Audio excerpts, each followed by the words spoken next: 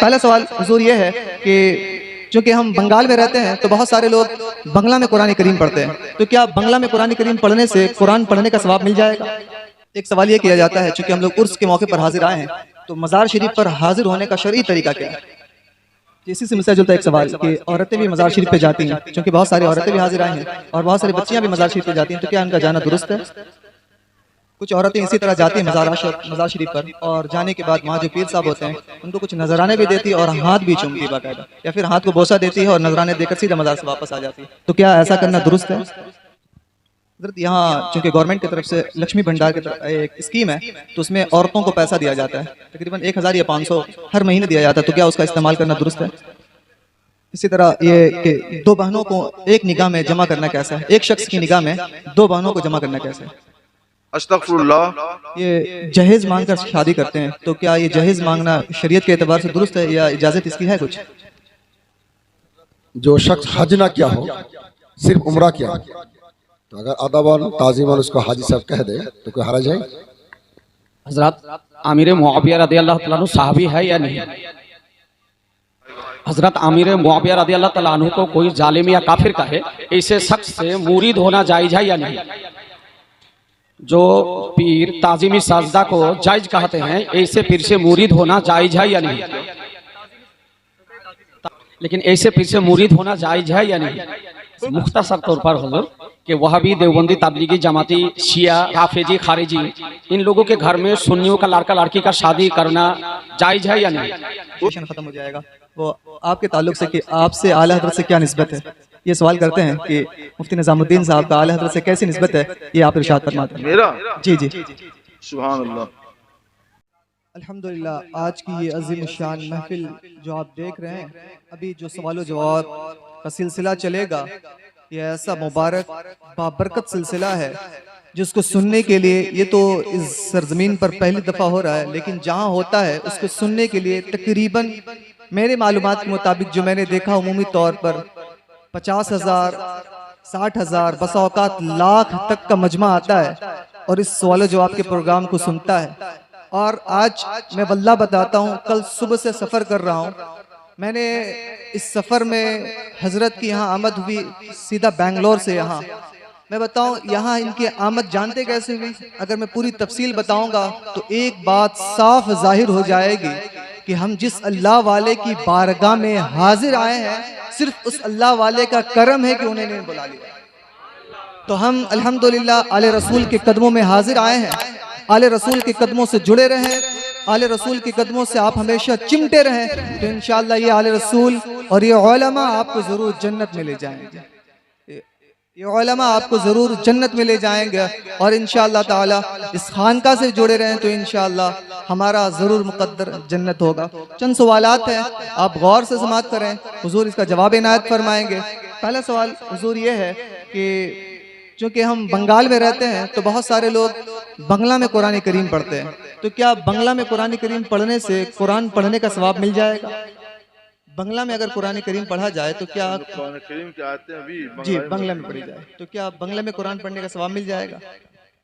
इस पे शरीयत का हुक्म यह है इसके बारे में कि कुरान पाक की जो आयतें हैं वो तो अरबी ही में रहेंगी। अरबी कुरान की जबान है, हदीस की जबान है, जन्नत में अरे जन्नत की जबान है अरबी, तो उस जबान को न बदला जाए।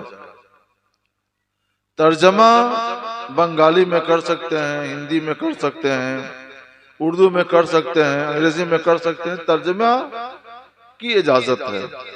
लेकिन जो असल कुरान की आयत है जो अरबी जबान में है, उसको हिंदी, उर्दू, बंगला किसी भी जबान में नहीं करना चाहिए। जिन्होंने किया उनको इससे बचना चाहिए। आप लोग अरबी कलमात वाले कुरान खरीदिए और उसे सीखिए और उसी की तिलावत कीजिए, तो अल्लाह तबारक व तआला आपको उसकी फजीलत और उसका सवाब अता फरमाएगा। अल्लाह करीम है, किसी को महरूम नहीं रखता, मगर उसका कलाम अरबी जबान में है। तो अरबी जबान में तिलावत करने पर जो लुत्फ आएगा, अल्लाह की जो रजा हासिल होगी और अल्लाह जो अजर व सवाब अता फरमाएगा, उसका मर्तबा और मकाम ही कुछ और। तो आप लोग वही खरीदिए, उसी की तिलावत कीजिए, इंशाअल्लाह उसी की बरकतों से आपका घर और आपका मुआशरा, आपका समाज सरशार होगा। एक सवाल ये किया जाता है, चूंकि हम लोग उर्स के मौके पर हाजिर आए हैं, तो मज़ार शरीफ पर हाजिर होने का शरई तरीका क्या है? मज़ार शरीफ पे हाजिर होने का शरई तरीका क्या है? शरई तरीका यह है कि जब वो अंदर जाएं तो मज़ार शरीफ से कम 4 हाथ के फासले पर एक अंदाजा लगा लें और 4 हाथ के फासले पर खड़े हों। अगर जगह बाएं तरफ मिल जाए तो बाएं तरफ खड़े हों, जगह भरी हुई हो तो दाहिने तरफ भी खड़े हो सकते हैं। औज़ बिल्लाह बिस्मिल्लाह के बाद आप चारों कुल पढ़ लीजिए, कुल वल्लाह शरीफ 3 मरतबा पढ़ लीजिए, सूरह फातिहा पढ़ लीजिए, कुछ और आयतें पढ़ लीजिए, दुरूद शरीफ पढ़ लीजिए, और फिर उसका सवाब नबियों रसूलों की बारगाह में पहुंचाते हुए साहिबे मज़ार वलीउल्लाह रहमतुल्लाह अलैह की रूह पुरफतूह को पहुंचाएंगे। ये वहां हाजिरी का बेहतर तरीका।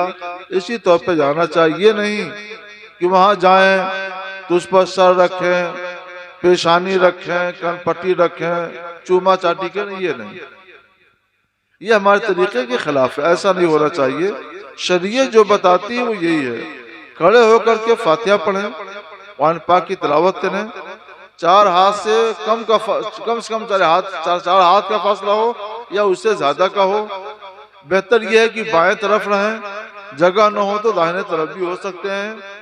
कुरान पाक की आयतें पढ़ करके उनके लिए अल्लाह की बारगाह में दुआ कीजिए कि अल्लाह ये सवाब साहिबे मज़ार को पहुंचाए।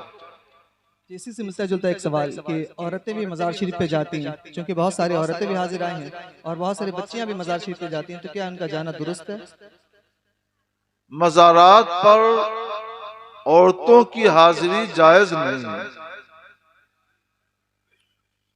और मर्दों के लिए इजाजत है, वो जाएं। लेकिन जहां ये खल्त मल्त होता है वहां औरतों को मज़ारात पर हाजिर होना जायज नहीं है। वो न अंदर जाकर हाजिरी दें और न बाहर जाकर हाजिरी दें। बंबई में मैंने यही सवाल आया तो यही जवाब दिया। तो वहां तो लाखों का मजमा होता है, फौरन कुछ सवालात आ गए। ये तो अजीब बात है कि मर्द तो वलियों की बारगाह में जाकर फैज हासिल करें, औरतें महरूम रहें। तो मैं बता दूं कि औरतें महरूम नहीं हैं। मेरी बहनों गौर से सुनो, शरीयत के मसले पर अमल करने की वजह से, अल्लाह और रसूल से डर की वजह से अगर तुम घर पे रह जाओ, मज़ार पे ना हो, और वहीं से जुमेरात या जुमे को कुछ पका करो, फातिहा कर दिया करो, तो मर्दों को जो फैज वलियों की बारगाह में हाजिर होकर फातिहा पढ़ने से मिलता है, तुमको वही फैज अपने घर में रहकर फातिहा पढ़ने से मिलेगा। सुभान अल्लाह। तुम्हारे फैज में कोई कमी नहीं आएगी, बल्कि अलग से तुमको ये सवाब मिलेगा कि तुम शरीयत के मसले पर अमल करने की वजह से जो घर में रह गई, तो इसका सवाब तुमको ज्यादा मिल जाएगा और फैज भी मिलेगा। तो सवाब भी कमाओ, फैज भी हासिल करो और शरीयत पर अमल करते हुए मज़ारात पर हाजिरी मत।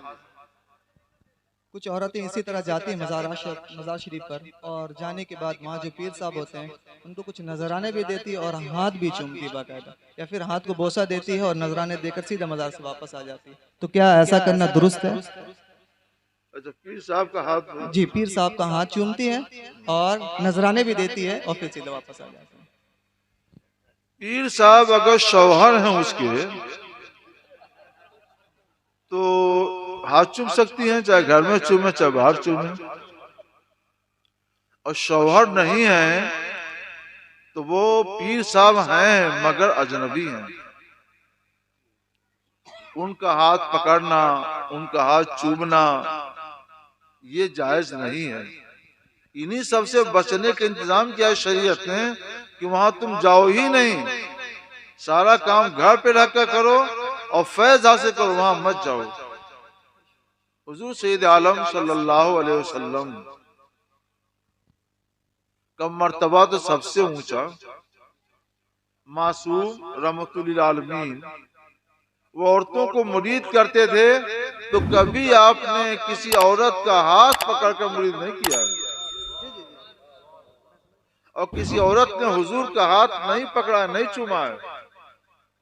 मर्दों ने पकड़ा है, मर्दों ने चूमा है, मगर किसी औरत ने कभी भी रसूलुल्लाह सल्लल्लाहु अलैहि वसल्लम का हाथ न पकड़ा न चूमा।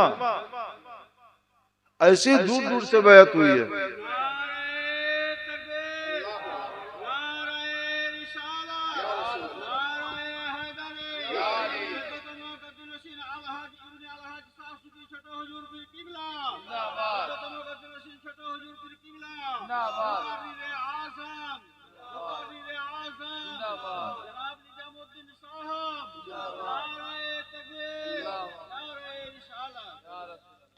इसलिए याद रखो, कभी मजार शरीफ पर हाजिरी देने के लिए मत जाओ। कभी भूल चूक से चली भी गई तो सज्जादा नशीन साहब हो या पीर साहब हो, उनका हाथ मत पकड़ो, उनका हाथ मत चूमो, दूर से ही रहकर सलामो न्याज पेश करके चली जाओ। और कोशिश ये हो कि तुम आओ ही नहीं, घर पे रहकर वहीं पे कुछ पका लो, कुछ शीरीनी वगैरह। यहाँ तो माशाल्लाह किस्म किस्म के हलवे तैयार होते हैं। आज मैं आया तो इतने किस्म के हलवे आए कि माशाल्लाह देख कर ही जी भर गया। बगैर शब बारात के। और मैं शुगर का मरीज हूँ, एक जमाने से मैंने ये सब नहीं खाया था। मैं इतना शानदार था, मैं कहला थोड़ा थोड़ा चखी ले। तो तुमको तो माशाल्लाह महारत है अच्छा हलवा पकाने की। घर में जुमेरात या जुमे को अच्छा हलवा पकाकर वहीं से फातिहा दे दिया करो, तुम्हें वलीउल्लाह का फैज मिलेगा, तुम्हें अपने पीर साहब का फैज मिलेगा, शहजादा नशीन का फैज मिलेगा। पर हाथ न चूमना, कभी ज़ियारत के लिए कब्र के पास मत आना, घर पे रहो, अल्लाह तुम्हें फैज पहुंचाए। यहाँ चूंकि गवर्नमेंट की तरफ से लक्ष्मी भंडार की तरफ एक स्कीम है, तो उसमें औरतों को पैसा दिया जाता है, तकरीबन 1000 या 500 हर महीने दिया जाता है। तो क्या उसका इस्तेमाल करना दुरुस्त है? गवर्नमेंट की तरफ से औरतों को जो अतिया दिया जाता है 1000, 500, 2000, 4000, 5000 जो भी मिलता है, तो ये गवर्नमेंट की तरफ से अपनी रियाया की इमदाद है। मर्द कमाते हैं और उनको कमाना ही चाहिए, तो उन्हें क्यों दे हुकूमत? औरतों के लिए है मसला कि उनके हाथ में पैसा नहीं पहुंच पाता है, गरीब होती हैं, कमजोर होती हैं, तो अगर उनको हुकूमत देती है तो अच्छी बात है, उनसे लेना चाहिए। और लेकर औरतें अपने बेहतर और सही काम में, जायज काम में उसको इस्तेमाल करें, इसमें कोई मजाका नहीं है। इसी तरह ये कि दो बहनों को एक निगाह में जमा करना कैसा है? एक शख्स की निगाह में दो बहनों को जमा करना कैसा है?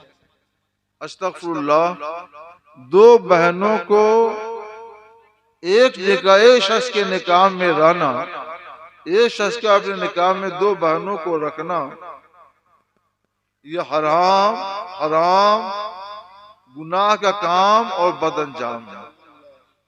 कुरान पाक में एक लिस्ट बयान दी गई है उन औरतों की जिनके साथ निकाह हमेशा के लिए हराम है और क़यामत तक के लिए हराम है। उन औरतों की एक लिस्ट दी है कुरान पाक में। उस लिस्ट में एक नंबर शुमार ये भी है वन तजमऊ बैनुल उख्तैन, और ये कि दो बहनों को एक साथ जमा करो, इकट्ठा करो, यानी एक निकाह में रखो, ये भी हराम है और हराम कतई है। अगर किसी के निकाह में माज़अल्लाह अस्तगफिरुल्लाह ऐसा हो गया है, ऐसी भूल चूक हो गई है, तो उसे चाहिए कि जो दूसरे नंबर पर जिससे शादी किया था उसको तलाक देकर किनारे कर दे। जब उसकी इद्दत गुजर जाए तो वो कहीं और निकाह कर ले, और जब तक उसकी इद्दत न गुजर जाए पहली बीवी से भी अलग ही रहे, उसको अलग ना करे, ये खुद अलग हो जाए। जब इद्दत पूरी हो जाए तब ये दोनों साथ में रह सकते हैं, मगर जब पहली बीवी को तलाक देकर अलग करे तो उसी के साथ वो अलानिया मुसलमानों के मजमे में, हो सके तो जुमा के मजमे में तौबा करे कि मुझसे ये गुनाह हुआ है, मैं इससे तौबा करता हूँ और वादा करता हूँ कि आइंदा ऐसा गुनाह नहीं करूँगा। और जिन दो बहनों से गुनाह हुआ है उन दो बहनों पर भी फर्ज है कि मुसलमानों के मजमे आम से करीब रह करके अलानिया तौबा करें कि हमसे ये गलती हो गई है नादानिस्ता, मैं इससे तौबा करती हूँ, आदा करती हूँ कि अब आइंदा ऐसा नहीं करूँगी। जब वो तौबा कर लें तो उम्मीद ये है कि अल्लाह उनको माफ कर देगा, दूसरी बहन को तलाक देकर आजाद कर दे। जब उसकी इद्दत पूरी हो जाए तो जहाँ चाहे निकाह कर ले, और जब उसकी इद्दत पूरी हो जाए तो ये अपनी पहली बीवी को अपने साथ में रह सकता है। बेहतर यह है कि तजदीद निकाह भी कर ले। ये जहेज मांगकर शादी करते हैं, तो क्या ये जहेज मांगना शरीयत के एतबार से दुरुस्त है या इजाजत इसकी है कुछ? जहेज के नाम पे लड़के की तरफ से लड़की वालों से जो मुतालबा होता है ये रिश्वत है और हराम हुआ गुनाह। मुझे नहीं मालूम कि हमारे सूबे बंगाल का क्या हाल है, लेकिन सूबे बिहार और यूपी वगैरह का हाल तो बहुत ही बुरा, बहुत ही खराब और बहुत ही अबतर हो चुका है। और हाल ये है कि बाकायदा फरमाइश होती है लड़के की तरफ से, और बड़ी बड़ी फरमाइशें होती हैं, और हर एक तो फरमाइश पूरी नहीं कर सकता। हर लड़की के पास इतनी दौलत कहाँ, तो कितनी लड़कियां हैं जो अपने घरों में बैठी रह जाती हैं 30-30 साल, 35-35 साल। एक लड़की के बारे में मालूम है 40 साल से ज्यादा हो गया शादी नहीं हुई और अपने घर में डिप्रेशन की शिकार है। इतना बड़ा जुल्म हो रहा है लड़कियों के साथ। और उसमें होता क्या है, जब शादी नहीं हुई, शादी की एक उम्र है, सब्र कर गए तो डिप्रेशन का शिकार, सब्र नहीं किया और जिनसी आवारगी कर ली तो कभी भी हमारी कौम का सर शर्म से झुक सकता है और झुक जाता है। कभी कभी वो मजहब इस्लाम को छोड़कर किसी और मजहब की तरफ चली जाती है। इसमें जहेज ने कितनी तबाही मचाई है, इसका अंदाजा आपको कभी तन्हाइयों में बैठकर करना चाहिए। मैंने सोचा कि इतनी बड़ी तबाही और जहेज की ये लानत हमारे समाज में कैसे आई। पहले तो हमारा समाज जहेज की इस जबरी लानत से पाक था। ये लानत आई कहां से? गौर करने पर समझ में आया ये लानत आई है इस रास्ते से कि बहनों का शरीयत ने माँ बाप के मीरास में छोड़े हुए माल में हक रखा है। लिज़िक्र मिस्लु हज़्ज़िल उन्सयैन कि भाई को दूना दिया जाए, बहन को आधा दिया जाए। भाई को दूना इसलिए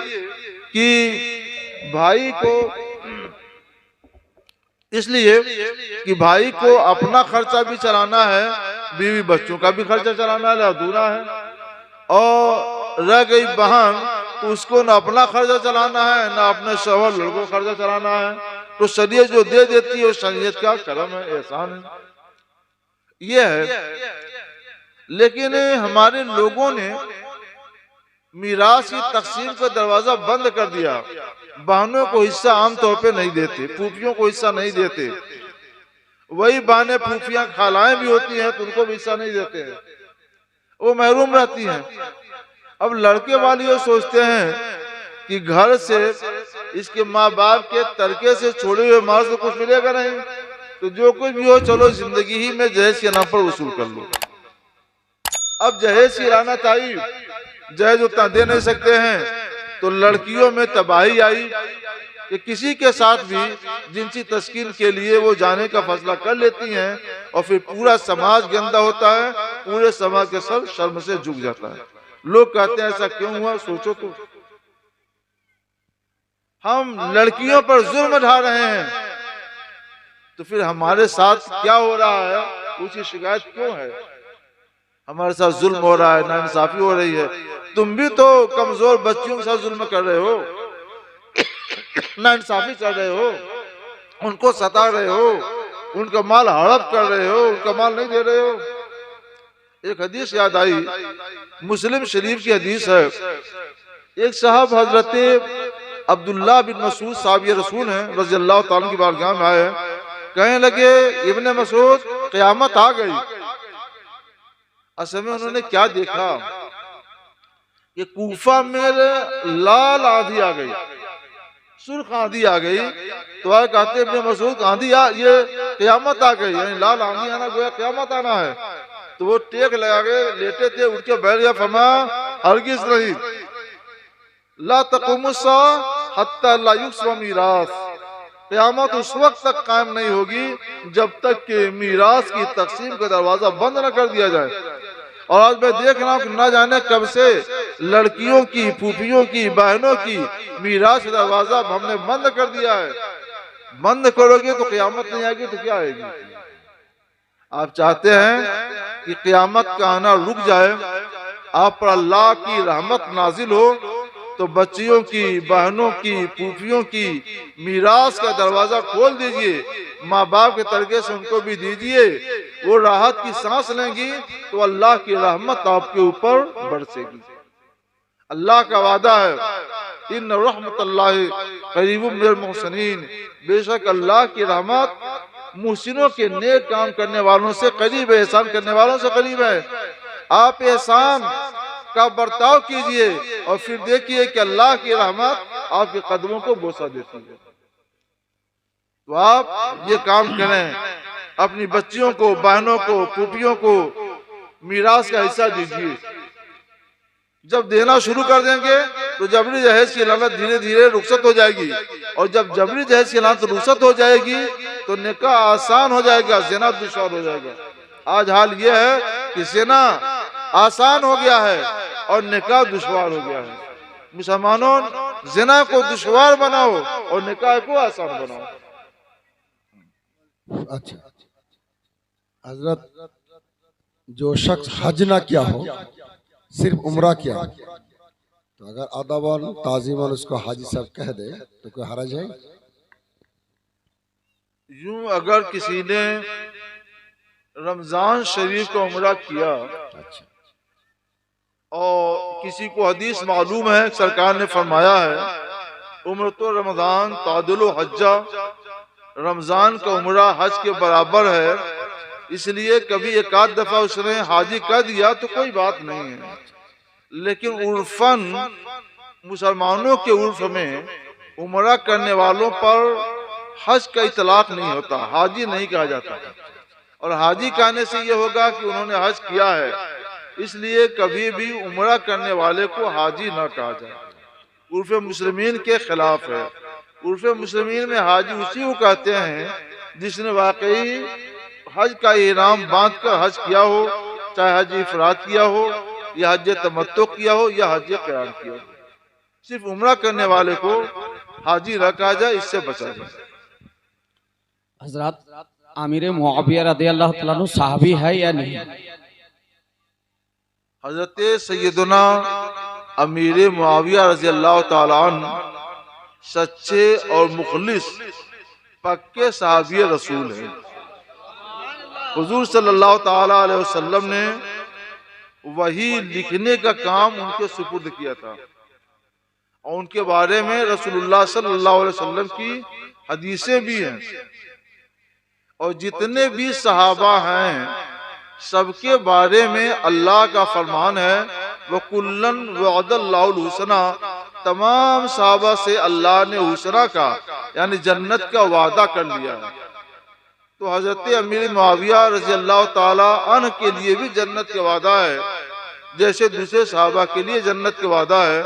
सब पर अल्लाह की रहमत है और सबको अल्लाह तबारक व तआला जन्नत से सरफराज फरमाएगा। हजरत आमिर मुआविया रदी अल्लाह तआला अन्हु को कोई जालिम या काफिर कहे, ऐसे शख्स से मुरीद होना जायज है या नहीं? ये बहुत कबीर बात है। वो शख्स अहले सुन्नत व जमात से नहीं है जो उनको गाली दे या काफिर कहे। अहले सुन्नत व जमात से नहीं है। बैअत सिर्फ उसी से करेंगे जो अहले सुन्नत व जमात से हो, उसके अलावा किसी से भी बैअत होना जायज नहीं। जो पीर ताजिमी साजदा को जायज कहते हैं, ऐसे पीर से मुरीद होना जायज है या नहीं?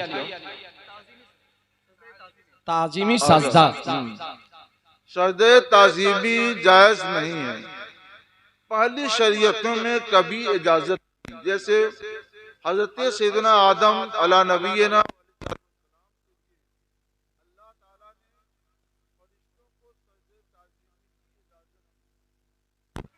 मगर हमारी शरीयत ने उसको मंसूख कर दिया, तो वो जायज नहीं है।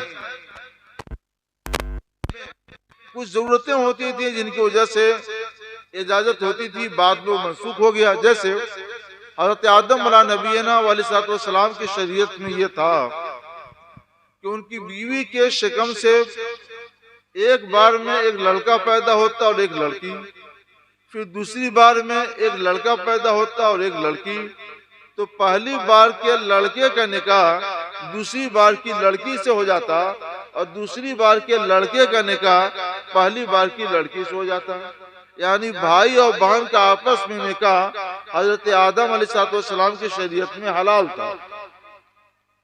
तो जो लोग उनकी इस मसूस शरीयत पर अमल करते हुए सजदे ताजीमी को जायज कहते हैं, तो क्या वो आपस में भाई बहन के निकाह को भी जायज कहेंगे?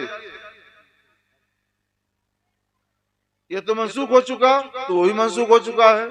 ये जायज नहीं है तो वो भी जायज नहीं है। दोनों को देखो ना, इंसाफ के तकाज़ा ये, दोनों को देखो। हम आपको समझाना चाहते हैं, आप समझिए, समझने की कोशिश कीजिए। सजदे ताजीमी था, मंसूख हो गया। भाई बहन से निकाह हलाल था, मंसूख हो गया। इस पर अमल नहीं करते हो तो उस पर भी अमल ना करो। जो अल्लाह का हुक्म है, रसूलुल्लाह का जो फरमान है, उसके मुताबिक अमल करो। लेकिन ऐसे फिर से मुरीद होना जायज है या नहीं? हुक्म वही है कि नाजायज, नाजायज है। लास्ट मुख्तसर तौर पर हुजूर कि वहाबी, देवबंदी, तबलीगी, जमाती, शिया, राफेजी, खारिजी, इन लोगों के घर में सुन्नियों का लड़का लड़की का शादी करना जायज है या नहीं? वो तो मैंने पहले ही बता दिया कि आले सुन्नत का निकाह आले सुन्नत ही में होना चाहिए। तमाम आले सुन्नत व जमात को हिदायत की जाती है। सवादे आजम आप हैं, बड़ी जमात आपकी है। अपने बेटे बेटियों का निकाह आले सुन्नत व जमात में करें, दूसरों के यहाँ रिश्ते के लिए न जाएं, न निकाह करें।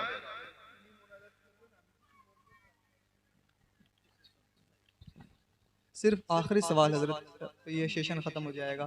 वो आपके ताल्लुक से कि आपसे आला हजरत से क्या निस्बत है, ये सवाल करते हैं कि मुफ्ती निज़ामुद्दीन साहब का आला हजरत से कैसी निस्बत है, ये आप इरशाद फरमाते हैं। मेरा जी जी सुभान अल्लाह।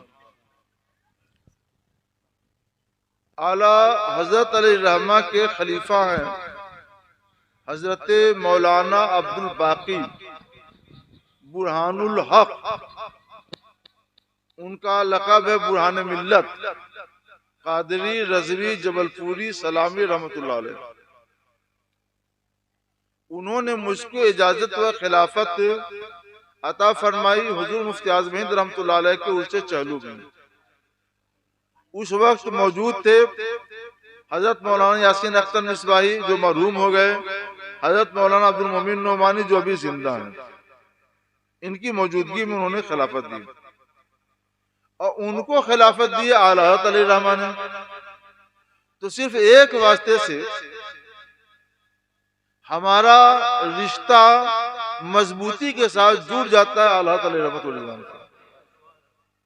आज ऐसे लोग कम हैं, और कम से कम हमारी उम्र के जो लोग हैं उनका तो रिश्ता सिर्फ एक वास्ते से आला हज़रत से नहीं है। जिनकी उम्र 70, 80, 90 साल की हो वो अलग चीज है, वो तो बहुत बड़े हैं। लेकिन जिनकी उम्र मेरी जैसी है, मेरी उम्र इस वक्त 67 साल मुकम्मल हो रही है, तो जिनकी उम्र इस हद को है, तो मेरे ख्याल से मेरा रिश्ता आला हज़रत अलैहिर्रहमा से बहुत ही आली और बहुत ही मजबूत है। एक तो ये हो गया। एक और सुनिए, आला हज़रत अलैहिर्रहमतुर रिज़वान ने अल मलफूज में बयान फरमाया है। खुलासा ये है कि इल्म फतवा भी, इल्म तिब यानी ऑपरेशन वगैरह का जो इल्म होता है और तिब का इल्म होता है, इल्म तिब की तरह से बगैर प्रैक्टिस के नहीं हो सकता। कोई ऑपरेशन नहीं करता जब तक कि वो माहिर उस्ताद के पास रख कर ऑपरेशन न सीख ले। ऐसे ही कोई फतवा भी नहीं कर लिख सकता जब तक कि माहिर तजर्बाकार मुफ्ती के पास रख करके वो फतवा नवेसी ना सीख ले। इस म्यार पर आप तलाश कीजिए तो आपको समझ में आएगा कि खुद आला हज़रत अज़ीमुल बरकत इमाम अहमद रज़ा अलैहि रहमतुल्लाह रिज़वान ने अपने वालिद माजिद मौलाना नकीली खान साहब रहमतुल्लाह अलैह से इल्म फतवा सीखा, वो भी 1 साल 2 साल नहीं, 7 साल तक सीखा। और हुजूर मुफ्ती आज़म हिंद रहमतुल्लाह अलैह जो मेरे पीरो मुर्शिद हैं, उन्होंने आला हज़रत अलैहि रहमा से कब तक सीखा ये कहीं लिखा हुआ नहीं है। अंदाजा यही है कि मुद्दतुल उम्र सीखते रहे, ट्रेनिंग और तरबियत हासिल करते रहे। और हुजूर मुफ्ती आज़म हिंद रहमतुल्लाह अलैह से मेरे उस्ताद हजरत मौलाना मुफ्ती मोहम्मद शरीफुल हक अमजदी रहमतुल्लाह अलैह ने 11 साल 3 महीने फतवा सीखा। कितना सीखा? 11 साल 3 महीने तक सीखा। और हजरत शाह बुखारी रहमतुल्लाह अलैह से मैंने 20 साल तक फतवा नवीसी सीखी है। तो इल्मुल फतवा सीखने की एक रिवायत है जो आला हज़रत अलैहिर्रहमा की हिदायत है। उस हिदायत के मेयार पर देखो तो आज के मुफ्तियों में अल्हम्दुलिल्लाह मैं नंबर 1 पर आऊंगा। आला हज़रत की इस हिदायत पर अमल करने वाला नंबर 1 पर अगर कोई नजर आएगा कि वाकई उसने माहिर तजर्बाकार मुफ्ती के पास फतवा नवीसी सीखी हो, तो एक बंदे इस बार शायद कम लोग मिले। तो मैंने 20 साल तक फतवा नवीसी सीखी शाह बुखारी रहमतुल्लाह अलैह के पास। उन्होंने 11 साल 3 महीने फतवा नवीसी सीखी हुजूर मुफ्ती आज़म हिंद रहमतुल्लाह अलैह के पास। और उन्होंने आला हज़रत अलैहिर्रहमा से जब तक आला हज़रत अलैहिर्रहमा रहे तरबियत हासिल करते रहे। और आला हज़रत अलैहिर्रहमा ने 7 साल तक फतवा नवीसी सीखी अपने वालिद माजिद रहमतुल्लाह अलैह से। तो ये जो सिलसिला है फतवा सीखने का, वही सिलसिले में ज्यादा है और बहुत ही मजबूत है। ये वो मजबूत सनद है, वो मजबूत सिलसिला है जो दूसरी जगहों पे कम नजर आता है। तो अल्हम्दुलिल्लाह आला हज़रत अलैहिर्रहमा से हमारा रिश्ता क्या इजाजत व खिलाफत से या क्या तरबियत फतवा नवीसी से, हर हैसियत से मजबूत है और मजबूत तर है।